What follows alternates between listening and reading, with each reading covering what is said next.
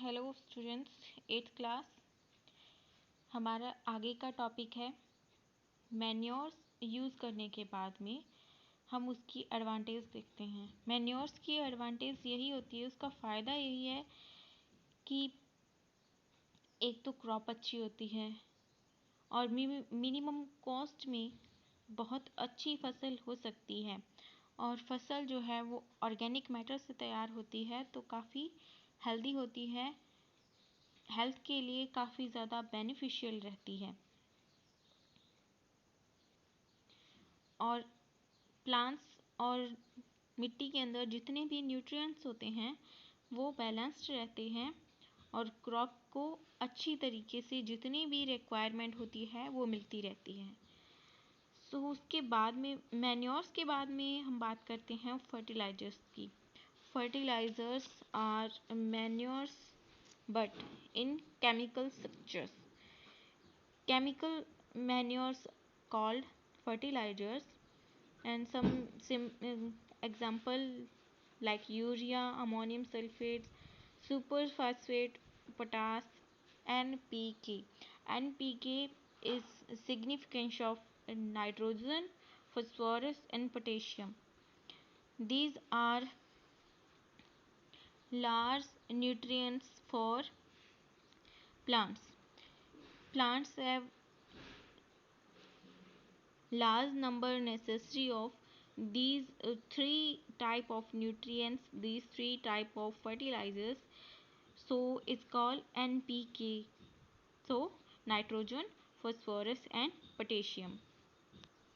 So fertilizers are three main types. Nitrogen fertilizers, जिन fertilizers के अंदर नाइट्रोजन की मात्रा काफ़ी ज़्यादा होती है।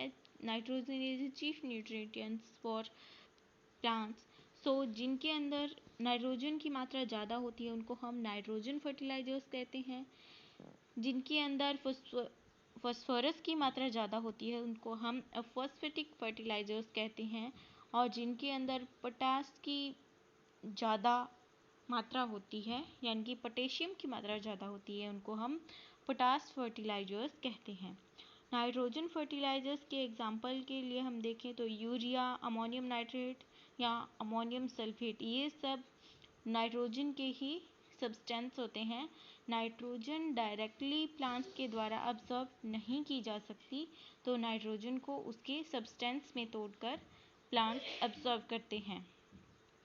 और फॉस्फेटिक फर्टिलाइजर्स में ammonium phosphate, ammonium hydrogen phosphate और single super phosphate etcetera, these are phosphatic fertilizers for plants.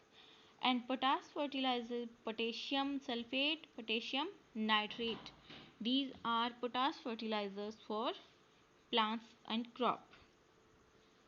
So now we can differentiate manures and fertilizers. Manures are natural and organic substance and fertilizers are inorganic substance. Manures can be prepared in fields, but fertilizers can prepared in factories. Manures बहुत अच्छे से मिट्टी को या soil को humus देते हैं, मिट्टी के अंदर ह्यूमिडिटी को बना के रखते हैं, नमी को बना के रखते हैं। But fertilisers can't provide any humus to the soil. Manures act very slowly, but fertilizers action is very fast. So come time में ज़्यादा प्रोडक्टिविटी लेने के लिए लोग इन फर्टिलाइजर्स का यूज़ करना पसंद करते हैं, जबकि ये हमारी हेल्थ और हमारे सॉइल के हेल्थ के लिए बहुत ज़्यादा हानिकारक होता है। बट कम टाइम में ज़्यादा से ज़्यादा फसल लेने के लिए हम इन सब चीज़ों का यूज़ करना स्टार्ट कर देते हैं। मैन्योर्स जो हैं वो इन्वायरमेंट फ्रेंडली होते हैं, but fertilisers are really very harmful for our environment. Fertilizers environment friendly नहीं है। इनसे फसल तो अच्छी होती है, लेकिन फसल के अंदर जितने भी अच्छे कीट होते हैं, फ्रेंड इंसेक्ट्स होते हैं जिनको हम बोलते हैं, वो सारे ख़त्म हो सकते हैं और ये हमारे इन्वायरमेंट को बहुत हार्म पहुंचाते हैं।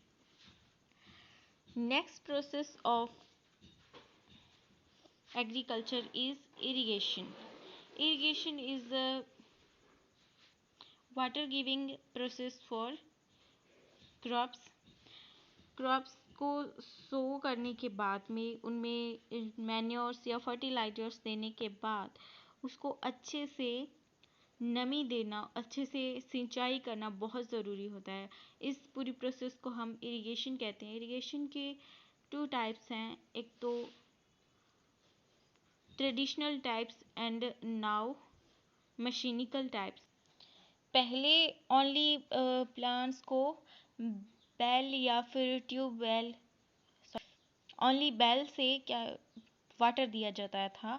एनिमल्स इसमें यूज़ किए जाते थे, जो आप इन पिक्चर्स में देख सकते हैं। ये फिगर्स आपको समझाने के लिए दिए गए हैं। या तो मोट से वाटर निकाला जाता था, या फिर चैन पंप से, या फिर ढेकली से, या फिर रहट चलाया जाता था, जो कि बैलों के द्वारा जोता जाता था। लेकिन अब जो न्यू मेथड्स हैं, उनके द्वारा वाटर दिया जाना बहुत जल्दी प्रोसेस्ड हो सकता है, जिनमें कि ट्यूबवेल्स आते हैं। मॉडर्न मेथड्स में ट्यूबवेल्स, स्प्रिंकल्स, ड्रिप इरिगेशंस, ये सब मशीनिकल प्रोसेस हैं, मशीनिकल मेथड्स हैं इरिगेशन की। तो इरिगेशन से फसल को क्या बेनिफिट्स हो सकते हैं? इससे एक तो सीड जल्दी जर्मिनेट होते हैं, और वाटर जो है वो लीव्स को फोटोसिंथेसिस करने के लिए मोटिवेट करता है। जब भी वाटर प्लांट की लीव में से गुजरता है तो वो इसको फोटोसिंथेसिस करने के लिए मोटिवेट करता है, जो कि प्लांट की फूड मेकिंग प्रोसेस है। यहाँ पर एक इम्पॉर्टेंट टर्म है वाटर लॉगिंग। वाटर लॉगिंग क्या है? जितना वाटर प्लांट्स को ज़रूरी होता है उतना ही प्लांट्स के पास में रहना चाहिए, लेकिन अगर ज़रूरत से ज़्यादा पानी फील्ड्स के अंदर भरा रहेगा तो वो फसल को नुकसान देता है। It can be harmful for crops, so water logging नहीं होनी देनी चाहिए, वरना क्रॉप खराब हो जाती है। इरिगेशन के बाद में प्लांट्स को काफ़ी सारे प्रोटेक्शन की ज़रूरत होती है। क्रॉप को बहुत सारे प्रोटेक्शन की ज़रूरत होती है, जिसमें कि सबसे पहले हम देखते हैं वीड्स। वीड्स वो होते हैं जो अनडिज़ायरेबल प्लांट्स होते हैं, अनवांटेड प्लांट्स होते हैं, जो नेचुरली हमारी क्रॉप के जो मेन प्लांट्स हैं उनके आसपास उगाते हैं, और उनको जब इरिगेशन या मैन्योर्स दिए जाते हैं तो वो पानी को, मैन्योर्स को या फर्टिलाइजर्स को अब्जॉर्ब कर लेते हैं, और हमारी क्रॉप में से जितने भी प्लांट हैं उनके हिस्से का फूड जो है वो ले लेते हैं और हमारी क्रॉप को नुकसान देते हैं। तो फार्मर्स क्या करते हैं, इन वीड्स को रिमूव कर देते हैं, ताकि क्रॉप में जो भी वाटर न्यूट्रिएंट्स हैं और जितनी भी लाइट आ रही है या प्लांट को ग्रो करने के लिए जितना स्पेस चाहिए वो बना रहे। यहाँ पर वीड्स के कुछ कॉमन टाइप्स हैं, जैसे ग्रास, एमेरिथस, या फिर शेनोपोडिया जिसको हम बथुआ कहते हैं, या फिर विल्ड ऑट जिसको हम जई कहते हैं। ये सब प्लांट्स के इर्द गिर्द उगाते हैं। इनको अलग कर देना ही बहुत ज़रूरी होता है, और वीड्स को दूर करने के लिए या तो उसे हैंड से हटा दिया जाता है, या फिर उसके लिए कुछ टूल्स यूज़ किए जाते हैं जो आपको इस फिगर में दिखाई दे रहे हैं। ये सारे टूल्स वीड्स को दूर करने में और मिट्टी को अच्छे से सॉफ्ट करने के लिए, हार्ड टॉप सॉइल है उसको तोड़ने के लिए काम में आते हैं। क्रॉप प्रोटेक्शन में नेक्स्ट हमारा जो स्टेप होता है वो होता है प्लांट्स को डिजीज़ और पेस्ट से बचाना। इसके लिए काफ़ी सारे पेस्ट कंट्रोल और काफ़ी सारी दवाइयाँ आती हैं जो प्लांट्स को और क्रॉप को दी जाती हैं ताकि अच्छे से वो ग्रो कर सकें। उसके बाद में नेचुरल क्लाइमेटीज़ बनाई जाती है। इसके लिए प्लांट्स को जितने भी ड्राइंग की या फिर क्रॉप्स जल जाती हैं फायर से, इन सब को मिनिमाइज़ किया जाता है ताकि अच्छे से फसल उग सके। कई बार काफ़ी सारी प्राकृतिक आपदाएं आ जाती हैं जो कि प्लांट को नुकसान दे सकती हैं, हमारी क्रॉप को नुकसान दे सकती हैं। उन सब से बचने के लिए काफ़ी सारे प्रयास किए जाते हैं। नेक्स्ट स्टेप है animals. Animals can damage our crop because crop is food for them, so we have to protect our crop from animals, wild animals, or any ruminants, and some birds can harmful for our crop, so we have to ensure that we have protect our crop from animals. Next step of cropping is harvesting. Crop को अपने खेतों में से काट लेना harvesting कहलाता है और इसको एक जगह गैदर कर लेना। क्रॉप की कटिंग और उसकी गैदरिंग। क्रॉप की कटिंग बाय हैंड की जाती है या फिर उसको मशीनिकल भी काटा जाता है। और मैन्युअल हार्वेस्टिंग जो है वो आपको इस फिगर में दिखाई दे रही है, हाथ से और उसको काटा जा रहा है फसल को। और आपको जो मॉडर्न हार्वेस्टिंग है वो इस फिगर में दिखाई दे रही है, फसल को मशीनों के थ्रू काटा जाता है या फिर इस तरीके से। और फसल को हार्वेस्ट करने के लिए कंबाइन भी यूज़ की जाती है। फसल में से क्रॉप और उसके स्टैक्स को अलग अलग करना ये थ्रेसिंग कहलाता है। मैन्युअल थ्रेसिंग बाय हैंड की जाती थी। बड़े बड़े ड्रम्स पर फसल को पटका जाता था ताकि उसमें से जो ग्रेन्स हैं वो अलग हो जाएं और जो बाकी वेस्ट पार्ट है वो अलग हो जाए। लेकिन अभी कंबाइन से हार्वेस्टिंग की जाती है, तो हार्वेस्टिंग के साथ साथ ही थ्रेसिंग भी हो जाती है और क्रॉप्स में से जितने भी सीड्स होते हैं या फिर ग्रेन्स होते हैं उनको अलग कर लिया जाता है। थ्रेसिंग के बाद क्रॉप्स को विनोविंग की प्रोसेस से भेजा जाता है। विनोविंग में काफ़ी ज़्यादा एयर में से ग्रेन्स को, हमारे क्रॉप के ग्रेन्स को गुजारा जाता है ताकि उनमें जितने भी स्ट्रॉ या हक्स हैं वो सारे निकल जाएं और होल ग्रेन्स जो हैं वो अच्छे से हमें मिल सकें। तो मैन्युअल विनोविंग होती थी जो आपको ऊपर वाले फिगर में दिखाई दे रही है बाय हैंड, और अभी मशीन के द्वारा विनोविंग इस मशीन के थ्रू की जा सकती है। इसमें से एक फ़ैन चलता है और जो कि काफ़ी सारी एयर प्रोड्यूस करता है और उसमें से जितने भी स्ट्रॉज और हस्क होते हैं उनको ग्रेन में से अलग कर दिया जाता है और होल ग्रेन्स हमें मिल जाते हैं। अब हम एक टर्म पढ़ते हैं जिसको हम बोलते हैं ग्रीन रेवोल्यूशन। ग्रीन रेवोल्यूशन एक ऐसी रेवोल्यूशन थी जो कि प्रोफेसर एम.एस. स्वामीनाथन के द्वारा चलाई गई थी, जो कि एक एग्रीकल्चर साइंटिस्ट थे। प्लांट ब्रीडर में इन्होंने एग्रीकल्चर साइंस अपनी स्टडी कंप्लीट की थी। इन्होंने इंडिया के अंदर क्रॉप अच्छे से हो, क्रॉप की वैरायटी सुधरें और क्रॉप की क्वांटिटी ज़्यादा हो, इसके लिए काफ़ी सारे प्रयास किए थे और इनके प्रयास सफल भी रहे, जिसको हम अपने इंडिया के अंदर ग्रीन रेवोल्यूशन कहते हैं। Professor MS. स्वामीनाथन 7 अगस्त 1925 में तमिलनाडु के कंबकोणम में बॉर्न हुए थे और इन्होंने प्लांट ब्रीडर की डिग्री हासिल की थी एग्रीकल्चर साइंटिस्ट के तौर पर, और उन्होंने बहुत अच्छा रोल प्ले किया था हमारे इंडिया के अंदर ग्रीन रेवोल्यूशन लाने में। इन्होंने अच्छे सीड्स तैयार करने में, अच्छे फर्टिलाइजर्स तैयार करने में और अच्छी वैरायटी की क्रॉप्स उगाने के लिए पंजाब के अंदर 1966 में काफ़ी बिग लेवल पर प्रयास किए थे और जो कि बहुत सफल भी रहे थे। और उनको 1967 में पद्म श्री अवार्ड दिया गया था, जो कि हमारे इंडिया का काफ़ी अच्छा अवार्ड है। उसके बाद में इनको पद्म भूषण दिया गया था 1972 में, और पद्म विभूषण भी दिया गया था 1989 में। इनका जो भी कंट्रीब्यूशन था हमारे फील्ड साइंस के लिए, उसके लिए इंडियन गवर्नमेंट में इनको काफ़ी ज़्यादा सम्मानित किया था। और इनके सारे काम काफ़ी सराहना योग्य थे। इन्होंने इंडिया में ग्रीन रेवोल्यूशन लाने के लिए बहुत हेल्प की थी।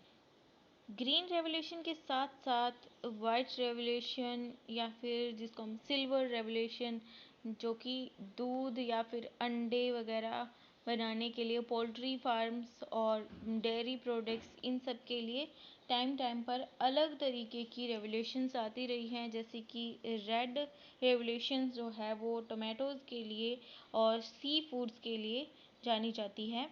मीट्स प्रोडक्शन के लिए भी रेड रेवोल्यूशन को माना जाता है, लेकिन क्रॉप्स प्रोडक्शन के लिए ग्रीन रेवोल्यूशन ही सबसे ज़्यादा कारगर रही थी, हमारे इंडिया में सबसे ज़्यादा सक्सेसफुल रही थी। अब क्रॉपिंग के नेक्स्ट और फाइनल स्टेप्स के अंदर हम स्टोरेज देखते हैं। क्रॉप को हार्वेस्ट करने के बाद में, थ्रेसिंग के बाद में, विनोविंग के बाद में क्रॉप को काफ़ी अच्छे से स्टोर करके रखा जाता है, जहाँ पर मॉइस्चर और रेट्स या इंसेक्ट्स या माइक्रो ऑर्गेनिज्म जितने भी हैं जो हमारी क्रॉप को नुकसान देते हैं, उन सब से क्रॉप को दूर रखा जाता है।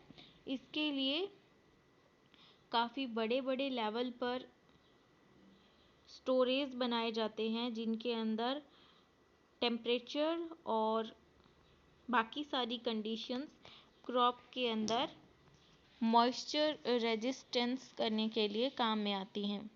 और यहाँ पर क्रॉप को बहुत अच्छे से स्टोर करके रखा जा सकता है।